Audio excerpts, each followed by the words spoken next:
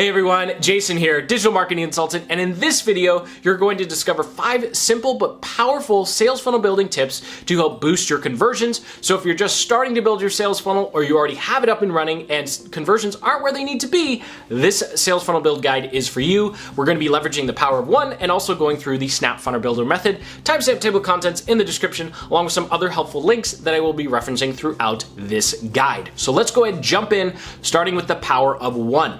And this is you want one funnel for one ideal customer, because copy that tries to speak to everyone winds up connecting with no one.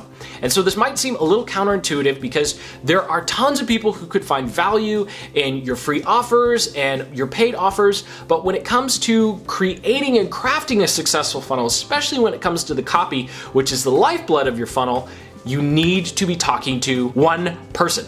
And so the best way to do this is, of course, to create a customer avatar that you're going to keep at the forefront of your mind as you put together the funnel. Now, what's awesome is later on, I'm going to show you how you can actually create different parts of your funnel to speak to multiple people. But for now, we're just going to focus on one. And so there's a link in the description that takes a deeper dive into this diagram and how you can create your ideal customer avatar. But essentially, there are 3 parts to figuring out who you should be targeting with your funnel. The first part is answering the big question, what are they doing instead? What media are they engaging with? What influencers are they following? What channels and Instagram accounts do they follow and watch on a regular basis? And of course, what products and services are they already purchasing?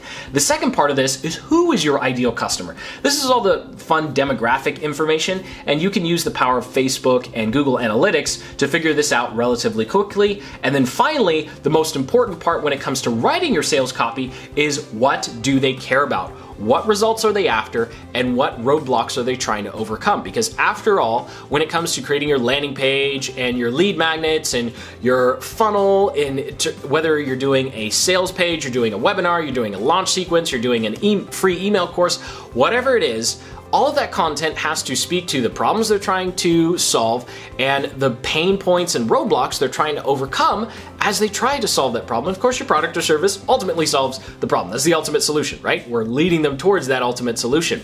And speaking of the ultimate solution, that is the second sales funnel building tip I have for you, and that is leveraging the power of one when it comes to the product that you're offering. So take a quick look at this diagram, and it's going to help illustrate this point and why your sales funnel might not be converting. And that is because it's super easy to distract your new subscribers. So if you have an email sequence and it's talking about one product for an email or two, and then it mentions another product, or it mentions an affiliate offer, or it mentions some other piece of content, it can get really mucky, and then the call to action of what they're supposed to do next isn't clear. The power of a sales funnel is you're talking to one person and leading them to one product. So throughout the entire process, you should only be talking to the one person and talking about the one product. So we don't want emails that are talking about something else. We don't want emails that are driving to an affiliate offer. And we certainly don't want emails that show up after they don't take your core offer. We don't want emails showing up after you've made that offer saying, hey, why don't you check out this,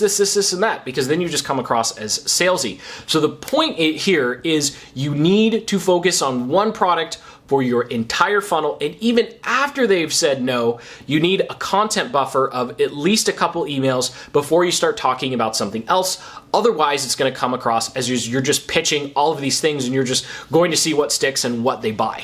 Now, the third sales funnel building tip I have for you is leveraging the power of the Snap Funnel method when putting together your funnels. Because as you learned in the first 2 tips, we need one ideal customer and we need one product. Of course, the problem is, what happens if you're talking to the wrong person or nobody wants this product?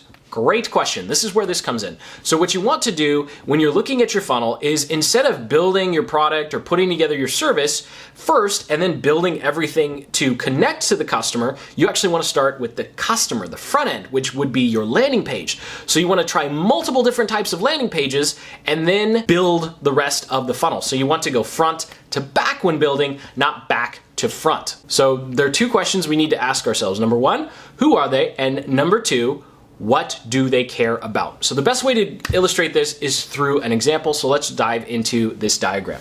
So we're asking ourselves, who are they? What do they want? So the who we can figure out very quickly by just changing what's on the landing page. In this particular example, let's say we're trying to connect with new YouTubers. So our headline could read how to grow your YouTube channel. That's super general. We don't know who's trying to grow their YouTube channel. Or we could say how to grow your vlog channel or how to grow your small business YouTube channel. Now, with a little bit of traffic and just a little bit of split testing, we'll know whether or not we're attracting people who want to vlog, people who want to make content for their business, and of course you could come up with other examples. Now the second part of this is what do they actually care about, what problems are they actually struggling with, is another set of headlines you can test. How to rank your videos, or how to get more views, or how to use YouTube ads, to rank on search, get more views to your videos, accelerate your YouTube channel. In both of these instances, you'd actually make a separate landing page for each one of these. But what's really cool is because you're just changing the headline, everything else in your funnel that's been built so far can stay the same. So if you haven't built your funnel yet, all you have to do is put up a couple of landing pages and then just have one lead magnet and a few generic emails. Don't build anything else until you know which landing page is working the best, because if you find out the vlog landing page is working the best, then guess what? Go ahead and write emails for vloggers and then make a sales page for vloggers. But if you've already put together all of your sales funnel, you're like, Jason, why are you telling me this now? I've already put everything together. That's okay. You can just still make multiple landing pages, figure out which landing page converts the best if you're talking to small businesses or vloggers in this example, or if we're talking about ranking videos or using YouTube ads. And then you can change the messaging throughout the rest of your funnel. But the point is you really want to test that front part here to know who you're talking to and what they actually care about, because that's going to help you increase your conversions across your entire funnel. And you know what? Guess what? Eventually, you'll actually have a separate funnel for each one of these people. Now, tip number 4 has to do with the power of email, because email is going to be the primary revenue driver of what happens after people get on your email list, right? So let's say they go through this entire process, and let's go back to the second tip we have and take a look at the diagram again, where we see we don't want to send a bunch of emails about other products. And I alluded to this a little bit, but let's say they go through your entire process. I've told you not to make other offers. So when do we make other offers? We make other offers after they've gone through the entire first part of our funnel and they don't buy. So if they don't buy, you've tested those multiple landing pages, they've gone through, they've watched your webinar, your launch sequence, they've read your sales emails, they've gone through your VSL or written sales page, and they just weren't interested. Okay, great. So what you do here is leveraging the power of email, because you have their email, you can send them a couple of emails that are value, and then try and offer a different product or service. What's very important with doing this on the back end is you make sure there's a nice buffer between everything we just talked about and when you start making other offers. Otherwise, you're just gonna come across like you're throwing a bunch of offers at them until something sticks or they buy something. Now, the final tip we have, number 5, is remarketing. And this is something that is talked about a lot, but hardly anyone actually goes through the effort to do it. So when you're driving traffic from whatever source, whether it's organic YouTube videos, whether you're doing Instagram ads, or you're doing organic Instagram or Facebook, maybe you're leveraging the power of Pinterest, whatever it is, I could go on. I'm gonna stop listing all those things out. Well, wherever the traffic is coming from, a small percentage of people will give you their name and email, and a large percentage won't. So let's say 25% gives you their name and email, and they go through everything we just talked about. Awesome.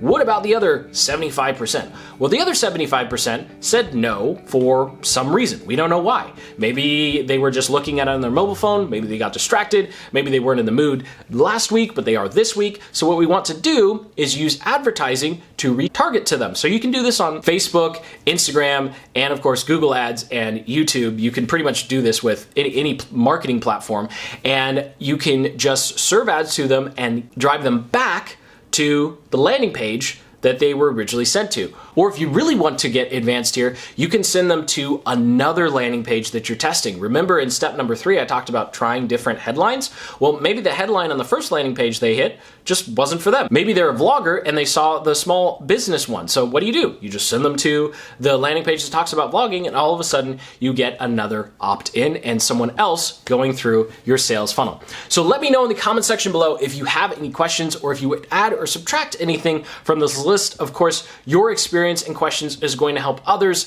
optimize their sales funnels as well. So go ahead and hit that like button, subscribe for more in-depth tactic tutorials just like this one to being successful with your sales funnels. And as always, keep building the business you love.